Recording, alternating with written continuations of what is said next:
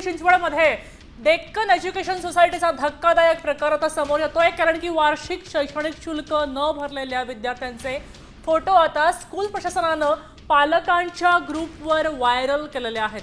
अगदी विद्यार्थ्यांच्या चेहऱ्यावर सुद्धा व्हर्च्युअल मास्क लावून विद्यार्थ्यांचे फोटो पालकांच्याच ग्रुपवर शेअर केलेले आहेत.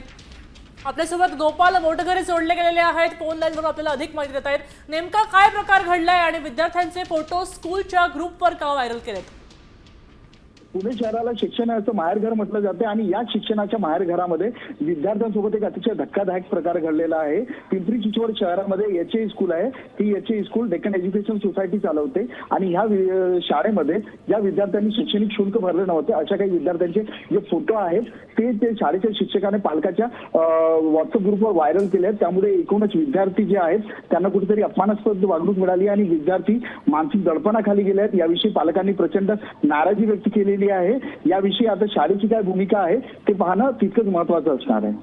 नक्कीच गोपाल, अत्यंत धक्कादायक बातमी आहे आणि अगदी धक्कादायक म्हणावी अशी आहे. आपण पाहू शकतोय की ज्या विद्यार्थ्यांनी आपली फी भरलेली नाहीये, वार्षिक फी भरलेली नाहीये, त्या विद्यार्थ्यांचे फोटो सरळ पालकांच्या ग्रुपवर व्हायरल केलेले आहेत.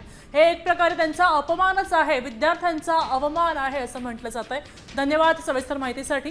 आपण पाहू शकतोय शाळेनं व्हॉट्सॲपच्या ग्रुपवर विद्यार्थ्यांचे फोटो शेअर केलेले आहेत.